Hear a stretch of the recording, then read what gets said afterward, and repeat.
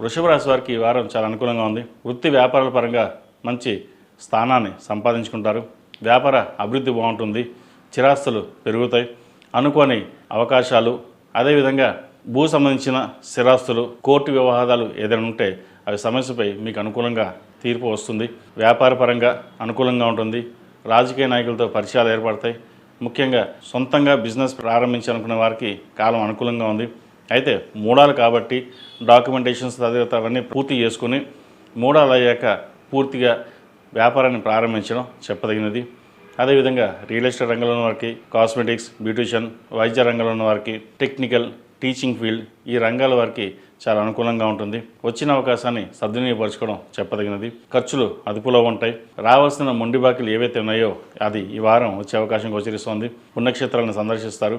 అయితే ఖర్చుల విషయంలో ఎంత ఖర్చు తగ్గిద్దామన్నా సరే అది ఖర్చులు మన చేతిలో ఉండవు.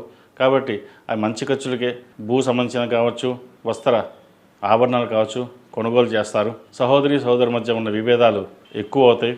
మాట్లాడేటప్పుడు ఆచితూచి వ్యవహరించడం చెప్పదగిన సూచన. మనసు పరిపరిధిగా ఉంటుంది. స్థిమితంగా ఉండదు. ఏ పని చేసినా అలా చేయాలా ఇలా చేయాలా అనే భావన ఉంటుంది. అయితే స్థిరమైన నిర్ణయాలు తీసుకుని ముందుకు వెళ్ళడం చెప్పదగిన సూచన. ఈ రాశిలో జన్మించిన విద్యార్థులకు చాలా అనుకూలంగా ఉందని చెప్పచ్చు. వైద్య వృత్తిలో ఉన్నవారికి, సాఫ్ట్వేర్ రంగంలో ఉన్నవారికి, ప్రభుత్వ ఉద్యోగం ఉన్నవారికి, అలాగే ప్రభుత్వ ఉద్యోగం కోసం ప్రయత్నం చేస్తున్న వారికి అనుకూలంగా ఉంటుంది. విద్య మీద శ్రద్ధ పెరుగుతుంది. 10 మందిలోనూ మనకంటూ స్థానాన్ని సంపాదించుకోవాలనే భావన ఏర్పడుతుంది. గట్టిగా కష్టపడతారు. పరీక్షలు కూడా దగ్గరకు వస్తున్నాయి. ప్రతిరోజు దక్షిణామూర్తి స్తోత్రాన్ని పఠించడం, దక్షిణామూర్తి రూపుని మెడలో వేసుకోవడం చెప్పదగిన సూచన. అదేవిధంగా కాలభైరవ రూపు కూడా మెడలో వేసుకోండి. నరదృష్టి అధికంగా ఉంటుంది. స్నేహితులని వాళ్ళని కాకుండా చదువు మీద శ్రద్ధ పెట్టి ముందుకు వెళ్ళండి. భవిష్యత్తు బాగుంటుంది. ఈ రాశిలో జన్మించిన స్త్రీలకు గడిచిన వారం ఎలా ఉందో ఈ వారం కూడా బాగుంటుంది.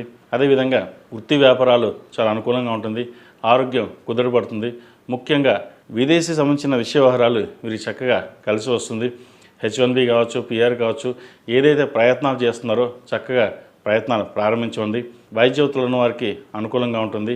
ద్వితీయ పంచమాధిపతి అయిన బుధుడు భాగ్యంలో ఉన్నారు. అదేవిధంగా దశమంలో రాహు ఉన్నారు. ఏకాదశంలో శని లాభస్థానంలో.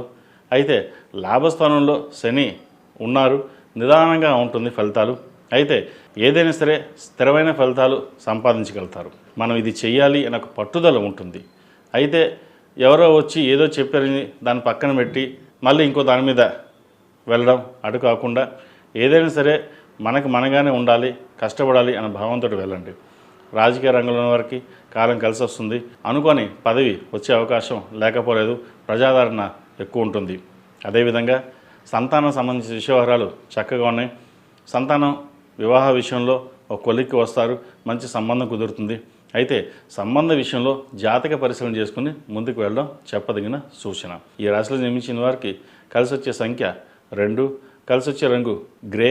ఏదైనా పని మీద బయటకు వెళ్ళేప్పుడు బుధవారం అడిగిన శుక్రవారం కానీ వెళ్ళండి. మంచి ఫలితాలు ఉంటాయి. ఈ రాశివారు ప్రతిరోజు ప్రతినిత్యం ఓం నమః శివాయతో దీపారాధన చేయడం, లక్ష్మీ అష్టోత్తరంతో ప్రతినిత్యం కుంకుమార్చన చేసినట్లయితే మరిన్ని మంచి ఫలితాలు సంప్రాప్తిస్తాయి. తదుపరి మిథున